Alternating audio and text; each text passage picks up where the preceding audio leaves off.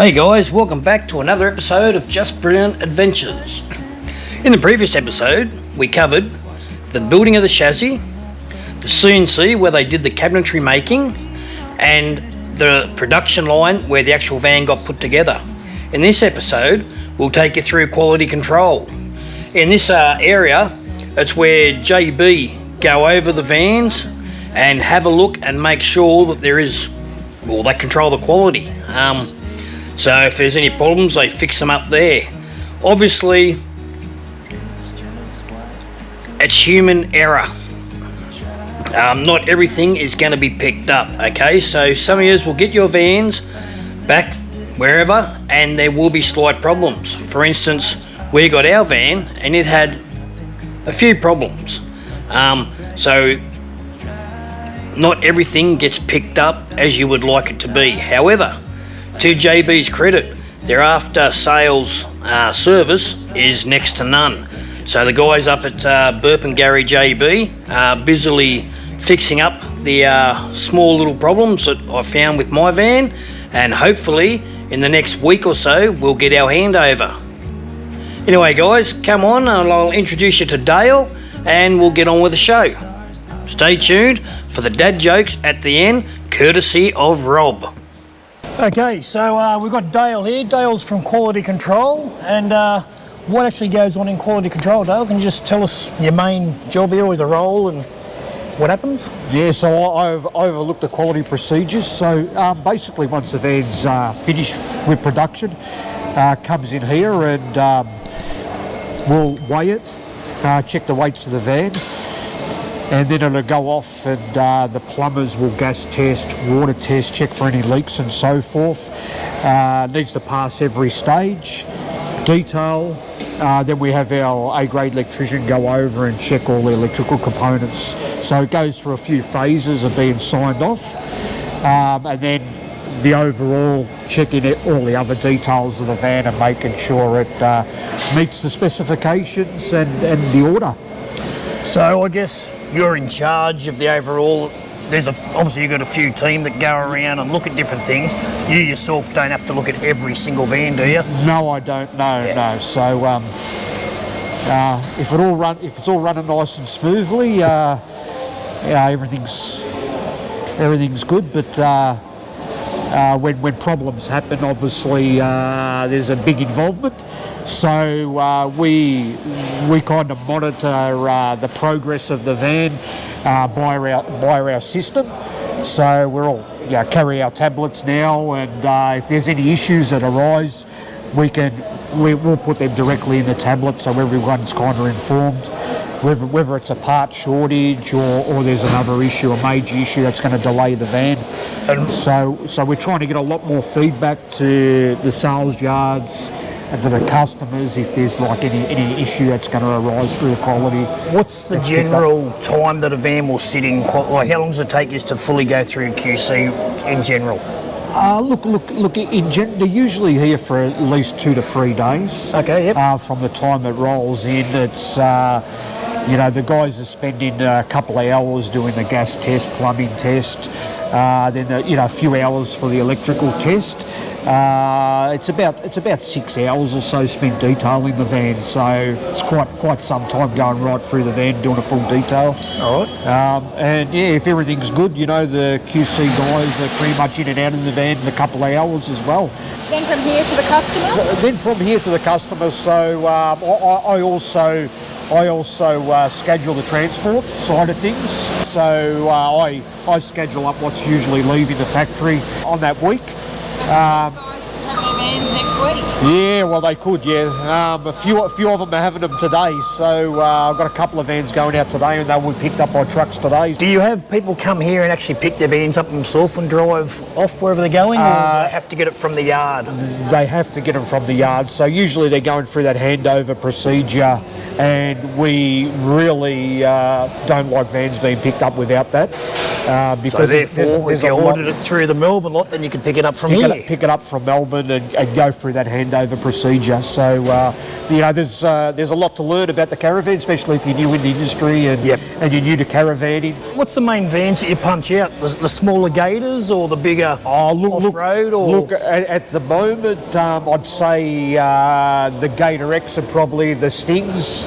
So it's not so much in between. I think the Gator X, we seem to be doing a lot of them lately. They seem to be pretty popular.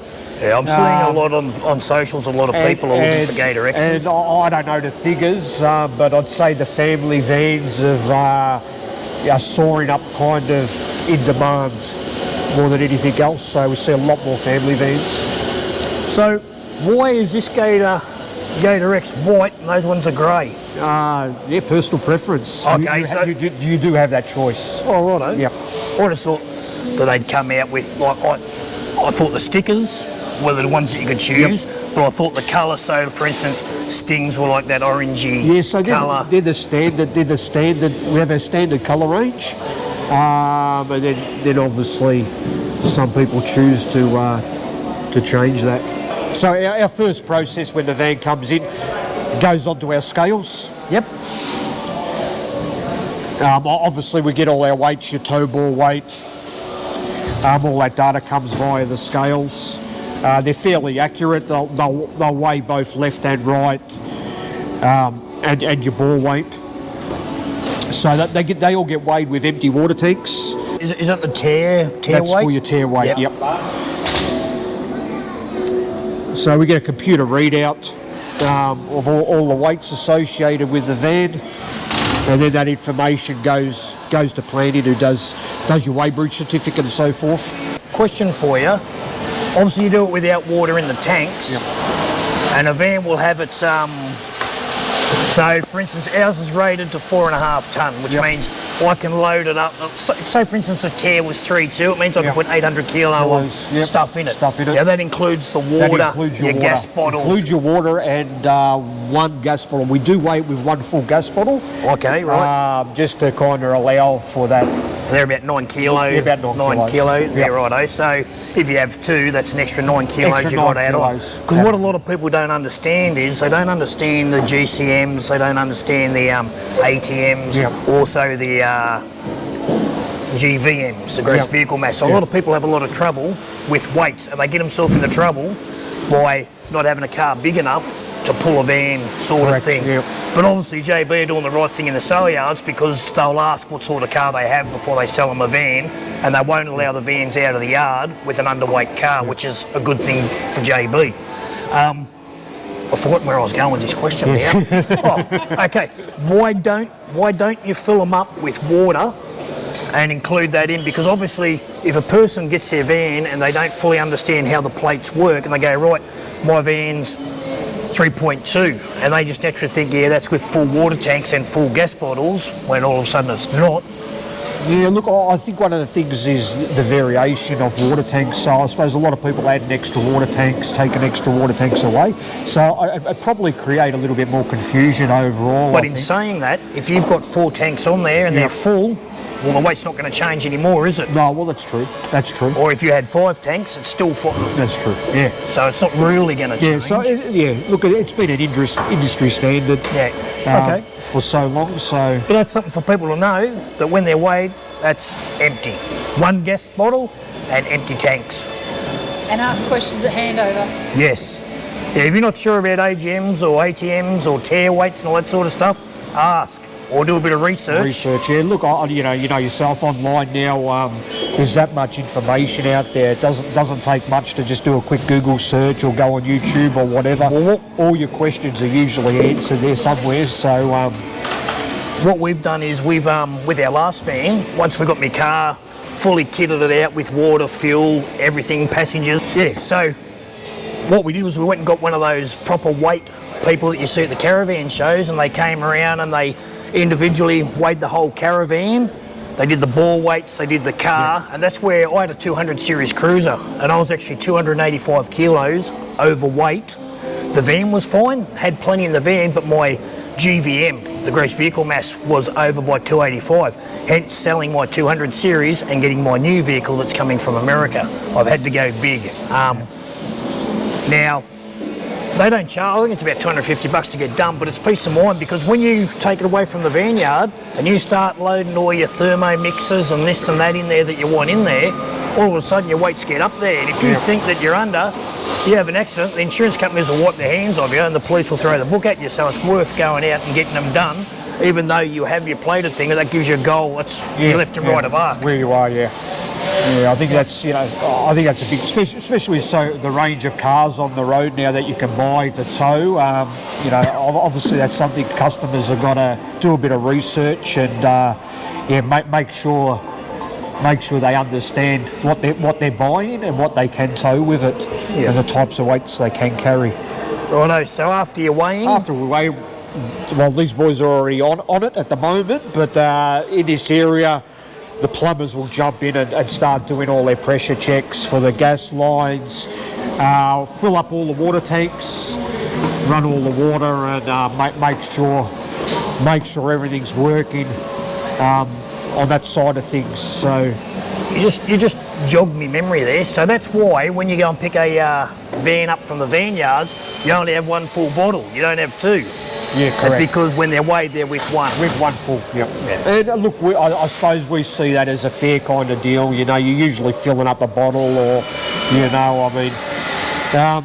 and most likely they've still got, well, our JB vans, most likely they've still got tanks full of water, because obviously we don't empty them out after the plumbers are done doing their job, and they'll fill them right up, unless there's been an issue where they've had to drop the tanks again and do something. So after the plumber, well, we've got a full crew of detailers who are already straight into these vans.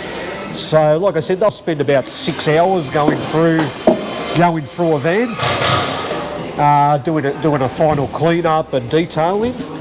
It's great to just do that, but if you put a van on a truck and it's got to go to Western Australia or go to Brizzy, in the rain, the weather, dirt and dust, then obviously... True. So, on the inside I understand doing it, but on the outside you think the yards would then take over that. You got to add, and the other kind of downside to that too, and it's a common complaint we get, a van might be carted, across Australia and then handed over, you'll still find a bit of sawdust here and sawdust there. It's because it's hand built. It's going to come out of the cracks. So even though we do our best here, it's not. By the time it gets to the yard, there still can be need another detail. So after the van's detailed, we have two electrical processes. So we have the installer who actually signs off on his work. So he'll come over. He'll do a full sign-off, so he'll go through, check everything that he's installed. He does a sign-off to say that he's okay with the work he's done. And then we also have another separate who works a JB A-grade electrician who comes in and goes over it again. So he'll more focus on the 240 aspect of it and go over everything and then do an electrical sign-off. That it's okay. So it's kind of two-part. It works really well. It does slow down the process, but then we're pretty confident what we send out, electrical-wise, is pretty good. So. Obviously, we're all human, and I know you see it on the socials. There's a lot of whinging people out there. You're not going to pick up every single thing, and obviously during transit, things happen. Things may break or go bump or whatever in the middle of the night, sort of thing.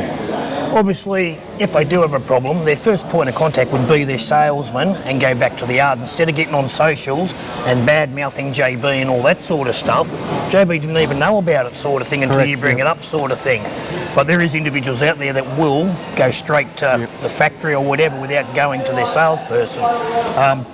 Obviously, you can't control everything, and you can't check every single thing. Obviously, you do your best that you can. You just do quite a few vans, and it is what it is, I suppose. But in one way, the first point is talk to your salesman, make sure you understand what's going on with the van. With lithium, batteries don't always, they can lie to you a little bit until they cycle through. So you kind of got to use it before you know accurately your battery capacity or so. So there's a little bit of a learning process, especially with the bigger systems. With the Enerdrive system, we didn't quite understand it to start with, so we went down to Enerdrive at Tingalpa in Brisbane, and we got a brief from them. So Yeah, we got a really good handover because it's the main hub of it. For us, it was the main hub of our van sort of thing, and to fully understand the panel work and all that, admittedly, during the handover sort of thing, they weren't that full bottle on it, and I don't blame them because they're salesmen. They're not going to know everything, but yeah, we just went down Enerdrive and they gave us a half-hour run over it all, and like I learnt so much from that. It was great sort of thing.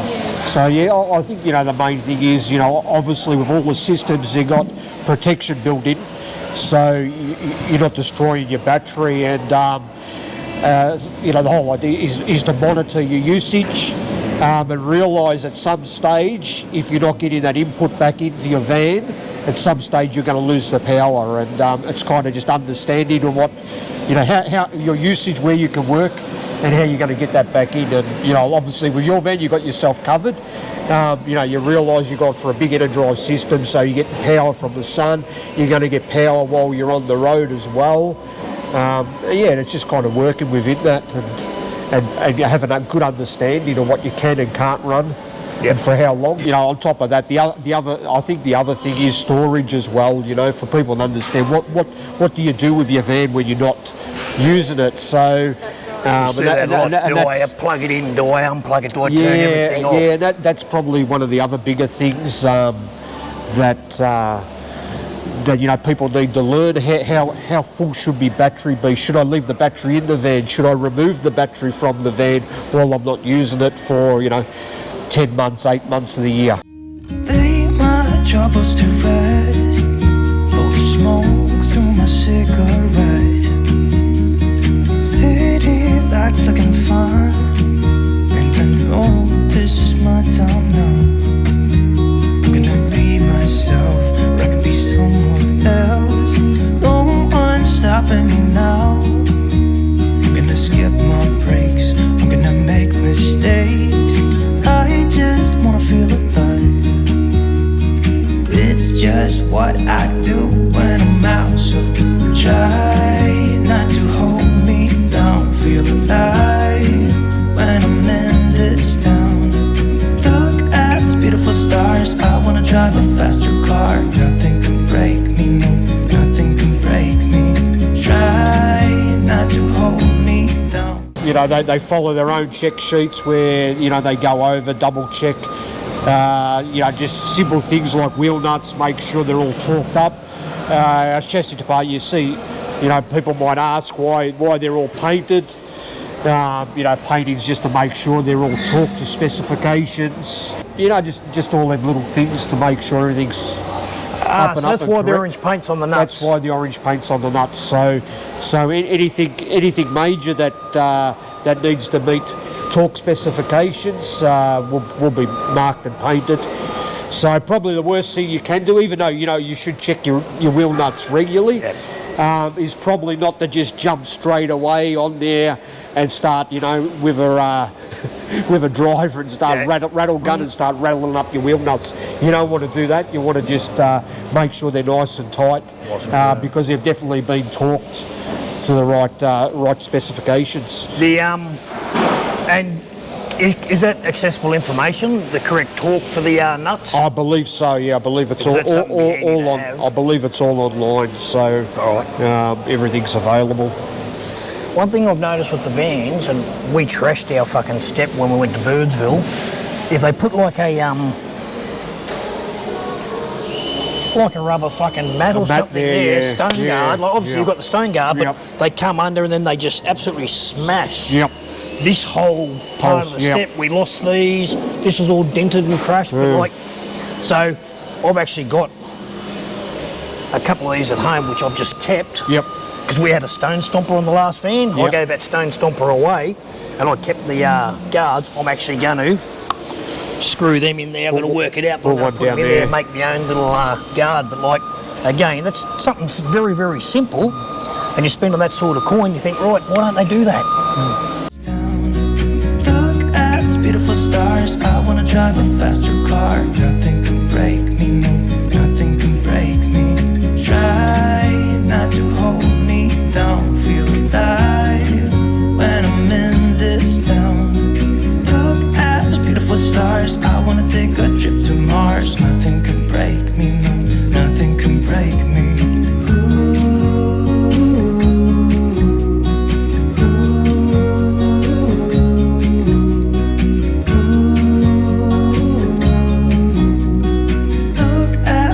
Stars, I wanna drive a faster car. I'm gonna be myself, I'm gonna be someone else. I'm gonna be myself, I'm gonna be someone else. I'm gonna skip my breaks, I'm gonna make mistakes. I'm gonna skip my breaks, I'm gonna make mistakes. Try not to hold me down. Feel alive when I'm in this town. Look at these beautiful stars. I wanna drive a faster car. Nothing can break me, no, nothing can break me. Try not to hold me down. Feel alive when I'm in this town. Look at these beautiful stars. I wanna take a trip to Mars. Nothing can break me, no, nothing can break me.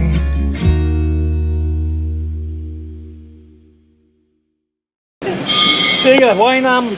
Thank you very much for that tour. Like, it was very mind-blowing, the size of the process and what actually goes into making a caravan from scratch, right from the chassis phase right through to the quality control, and what you guys actually do and how much effort you put into these vans. Yeah, we thought it'd be fantastic for everyone to see, like starting in chassis, Australian steel, how it's all done, customised, right through to everything, CNC furniture, and of course all the people, all the boys and girls who are working in the factory building on it. Yeah, on behalf of Roz and myself and Just Brand Adventures, I'd love to say thank you very much to Sharon, Alex, yourself, Paul, Chris, Dale, Yep. and the guys in CNC. no, not CNC. What do they call design in the design Oh, yeah, team? yeah, Brian. Yeah, they're a Yeah. good laugh. And Yeah, Michael Michael from CNC. CNC. And yeah, all the guys on the floor that were smiling for us, saying g'day, and were very polite, and it was like nothing seemed to be an effort. But Yeah, everyone said they had really good fun showing us stuff. It's kind of, yeah, really cool to see it. one thing I'd like to say is, like, we've been very lucky. Obviously, we organised this last year with you guys to come down with marketing and stuff and do a video of the factory, not so much our van, but the factory. We're just lucky that it tied in when our van was here. Yep. Obviously, there's no tours at the moment due to COVID, but after COVID that settles down, Oh, I we'd be dare happy to say, have everyone back. yeah, Yeah, you'll start the tours back up. absolutely. They're very So, guys, yeah, don't ring up and hound the guys here at JB. They're trying to do their best to get your vans out. Obviously, due to COVID and loss of staff and stuff like that, they're falling behind, but they're slowly catching up by working overtime and on weekends. But yeah, just like to say thank you very much, That's right. Wayne. It's really good to have you. And I hope you had fun, and I hope everyone gets to see all the different stages and all the team that are involved. Cheers. Ah yes, it's that time again. Joke time with Dave. Let me think. Hey Roz. Yeah, Dave. Knock knock. Who's there? RV. RV who? RV there yet? Yeah, then here's another one. Hey Roz. Yes, Dave. Why didn't the elephant take a suitcase on his caravan trip? I don't know why. Because he already had a trunk. Hey Roz. Yes, Dave. What has caravans and women's underwear have in common? Oh, I don't know, Dave. They're both in the way when you're in a hurry. Seriously. And the last one for Rob Buick, who requested asked where had the dad jokes been. Here we go. Hey Roz, Yes, Dave. have you ever had sex camping? No comment. It's fucking intense. You idiot. Okay, catches.